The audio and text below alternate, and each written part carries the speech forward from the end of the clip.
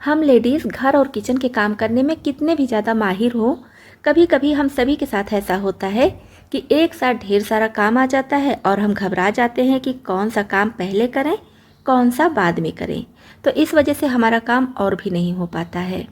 नमस्ते दोस्तों, मैं हूँ छाया और आपके अपने चैनल छाया रसोई में एक बार फिर से आपका बहुत बहुत स्वागत है। आज मैं एक बार फिर से आपके लिए कुछ यूजफुल टिप्स एंड ट्रिक्स लेकर आई हूँ, जिसको अपनाकर आप अपने घर और किचन के काम को बिना घबराए बहुत आसानी से निपटा सकती हैं। तो दोस्तों, वीडियो देखने से पहले हमेशा की तरह कमेंट बॉक्स में लिखकर ये ज़रूर बताइएगा कि आप इस चैनल की वीडियोस किस शहर या फिर किस गांव से देख रहे हैं, जिसे मैं लिखकर आपको थैंक्स बोल सकूं। एलोवेरा हम सभी अपने स्किन में लगाते हैं, बालों में लगाते हैं। तो अगर ज़्यादा मात्रा में एलोवेरा का पल्प निकालना है तब तो दिक्कत नहीं होती है। आप पल्प निकालिए और मिक्सी जार में डालकर ग्राइंड कर लीजिए। लेकिन अगर थोड़े से एलोवेरा जेल की ज़रूरत होती है तो काफ़ी दिक्कत होती है। तो अगर थोड़े से एलोवेरा की आपको ज़रूरत है तो बहुत अच्छी टिप लेकर आई हूँ। तो जैसे कि आप देख पा रहे होंगे, मैं एलोवेरा की छोटी सी पत्ती ली हूँ, इसके दोनों साइड्स को कट कर दी हूँ और ऊपर से इस तरह से इसका पतला छिलका निकाल दी हूँ। एक साइड में देखिए आप पल्प बचा है और एक साइड में एलोवेरा का ये छिलका बचा है। अब इसका पल्प निकालने के लिए, जैसे कि इसको हमें ग्राइंड भी ना करना पड़े और पल्प भी बहुत आसानी से निकल जाए, तो हमें चाहिए एक कंघी। और कोशिश कीजिए कि नई कंघी लीजिए तो ज़्यादा अच्छा है। अगर आप बाल में लगाने के लिए एलोवेरा का पल्प निकाल रहे हैं तब तो आप यूज किया हुआ भी ले सकते हैं, लेकिन चेहरे पर लगाने के लिए या फिर कोई और यूज है, जैसे कि बहुत सारी क्रीम भी हम बनाते हैं तो उसमें भी यूज करते हैं, तो इसके लिए अगर आप पल्प निकाल रहे हैं तो नई कंघी लीजिए तो ज़्यादा अच्छा है। और कोशिश कीजिए कि एकदम महीन वाली, जो महीन दांत वाली कंघी होती है वही लीजिए, उससे और अच्छे से जेल निकलेगा।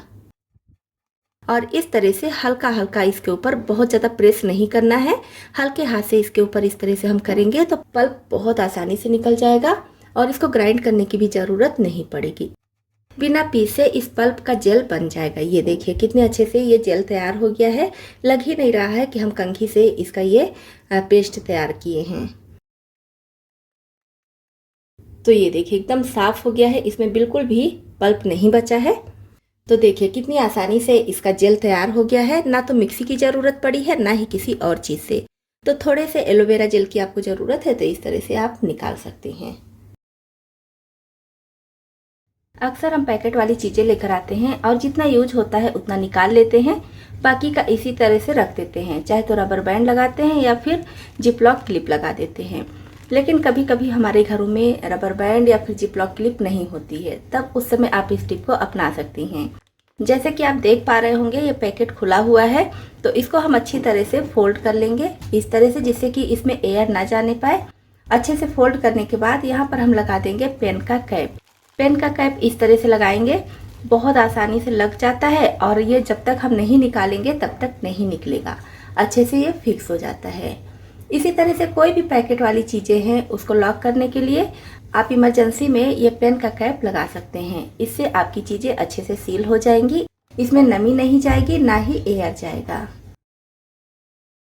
बहुत सारे घरों में मैं देखी हूँ, जब भी इस तरह के बॉटल में कोई भी दवा आती है तो क्या करते हैं, इस रैपर को निकाल कर फेंक देते हैं और इसको अलग रख लेते हैं दवा पीने के लिए, और इसी में से दवा पीते रहते हैं। तो ऐसा बिल्कुल ना करें। ऐसा करने से क्या होगा कि जब हम दवा निकालते हैं, दवा पी लेते हैं, तो साइड से थोड़ी बहुत दवा तो गिर ही जाती है, कितना भी संभाल कर करें।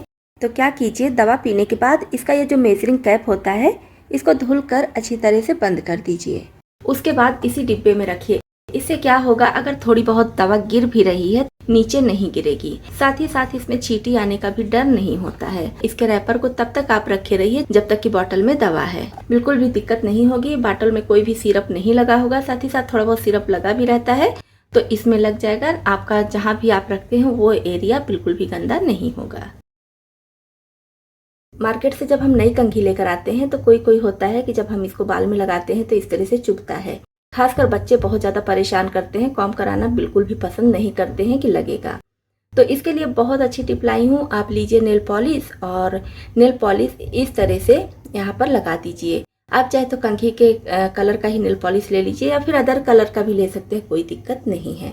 तो बस इस तरह से इसके लगा दीजिए और फिर रख दीजिए इसको सूखने के लिए। जब ये अच्छे से सूख जाए फिर आप इसे कंघी कीजिए। मार्केट में भी इस तरह से डॉट वाली कंघी मिलती है, ये बिल्कुल नहीं चुभती है।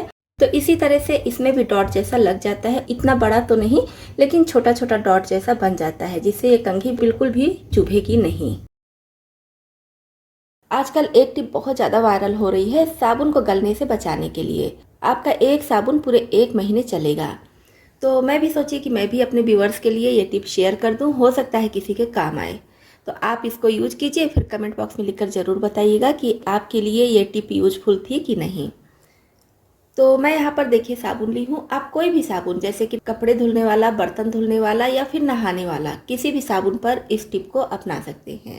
तो इसके लिए जो भी साबुन आप गलने से बचाना चाहते हैं उसको लीजिए और इसमें कील से इस तरह से छेद कर दीजिए, या तो फिर इस तरह की कोई नुकीली चीज़ है तो इससे छेद कर दीजिए। तो मैं इसी से छेद कर रही हूँ। बहुत आसानी से छेद हो जाता है हर तरह के साबुन में। जैसे कि ये देखिए, ये लगाने वाला डेटॉल साबुन है, इसमें बहुत अच्छे से छेद हो चुका है। तो देखिए कील से इस साबुन में भी बहुत अच्छे से छेद हो चुका है। तो आप किसी भी चीज़ से छेद कर सकते हैं। अब हमें चाहिए धागा। कोई मजबूत धागा लीजिएगा, जैसे कि ये वाला धागा देखिए काफ़ी ज़्यादा मजबूत होता है, ये बहुत ज़्यादा मजबूत होता है, तो मैं इसी को ली हूँ। आप अगर नायलॉन का धागा लेंगे तो और अच्छा होगा। मैं धागे का एक लेयर ली हूँ, आप चाहे तो डबल या फिर ट्रिपल भी कर सकते हैं। जितना बड़ा आपको धागा चाहिए उतने पर से कट कर दीजिए और इसमें नॉट लगा दीजिए। इस तरह से बना लेंगे। इस तरह से मैं दोनों तैयार कर ली हूँ। अब इसको हम यूज कैसे करेंगे देख लेते हैं। तो एक देखिए मैं अपने सिंक के पास टांगी हूँ। तो इस तरह से आप सिंक के पास टांग देंगे तो आपको किसी चीज़ में रखने की भी ज़रूरत नहीं पड़ेगी और आपका साबुन गलेगा नहीं। जब भी आपको ज़रूरत हो इस तरह से इसमें साबुन लगा लीजिए और यूज कीजिए। और ये नहाने वाला साबुन मैं बाथरूम में टांग दी हूँ। तो इस तरह से जब भी आपको नहाना हो, साबुन लगाना हो, उतारिए और लगा लीजिए। उसके बाद फिर से यहाँ पर टांग दीजिए। इससे आपका साबुन गीला नहीं होगा, जिसकी वजह से खर्चा भी नहीं होगा। और इस तरह से आप टांग कर रखेंगे तो जो गीला रहेगा वो तुरंत सूख जाएगा। तो आप कमेंट बॉक्स में लिखकर बताइएगा ये टिप आपके लिए यूजफुल है या फिर नहीं। चलिए बढ़ते हैं नेक्स्ट टिप की तरफ। पुराना टी शर्ट लेंगे और इसको कट नहीं करेंगे, बिना कट किए ही बहुत बढ़िया चीज़ बनाकर तैयार करेंगे। बास्केट हम सभी के घरों में होती है, तो इस बास्केट में हम कुछ न कुछ ऑर्गेनाइज करके रखते ही हैं। तो क्या होता है जब इसको हम ऐसे खुले में रखे रहते हैं और खासकर किचन में रख देते हैं तो बहुत जल्दी से गंदा हो जाता है। साफ़ करने में काफ़ी समय लगता है, मेहनत भी लगती है, और लाइट कलर का है तब तो और जल्दी जल्दी साफ़ करना पड़ता है। तो मैं इसमें बच्चों के छोटे छोटे कपड़े रखती हूँ। आपके घर में इस तरह का बास्केट ज़रूर होगा, कुछ ना कुछ आप भी रखती ही होंगी। तो हम इसको क्या करेंगे, इस टी शर्ट से कवर करेंगे और बिना टी शर्ट को काटे। तो पहले हम टी शर्ट को इस तरह से इसमें पहना देंगे और जो टी शर्ट के नीचे वाला भाग होता है इसको इसके बैक साइड में रखेंगे और अच्छे से सेट करके इस पर आप चाहे तो कुछ लगाकर चिपका दीजिए, जैसे कि ग्लू गन वगैरह लगाकर चिपका दीजिए। तो मैं अभी सेलो टेप लगाकर आपको टिप दिखा दे रही हूँ, लेकिन आप इसको अच्छे से मजबूत कर लीजिएगा, चाहे तो सिलाई करके या तो फिर किसी चीज़ से चिपका कर। तो इस तरह से हम इसको अच्छे से सेट कर देंगे। अब इसको सीधा करेंगे और टी शर्ट के जो ऊपर का भाग है उसको नीचे में इस तरह से फैला देंगे। आस्तीन और गले का भाग सबको अच्छे से फैला देंगे। अब मेरे पास ये पुराना कैलेंडर है तो इसको मैं इस बास्केट के हिसाब से ही फोल्ड कर ली हूँ। आपके पास कोई अगर हार्ड चीज़ है तो उसको भी इसके नीचे लगा सकते हैं। अब हम इसमें अपनी कोई भी चीज़ें ऑर्गेनाइज करके रखेंगे। ये बास्केट गंदी नहीं होगी, देखने में भी अच्छा लगेगा। आपका टी शर्ट जितना अच्छा प्रिंटेड होगा उतना ज़्यादा ये बढ़िया दिखेगा। तो दोस्तों ये थे आज के कुछ यूजफुल टिप्स। दोस्तों आपको इसमें से कौन सी टिप ज़्यादा पसंद आई और कौन सी पहले से पता थी, कमेंट बॉक्स में लिखकर ज़रूर बताइएगा। वीडियो पसंद आया हो तो लाइक और शेयर कीजिएगा। चैनल पर पहली बार आए हैं और हमारी यूट्यूब फैमिली में शामिल होना चाहते हैं तो इस चैनल को सब्सक्राइब भी कर लीजिएगा।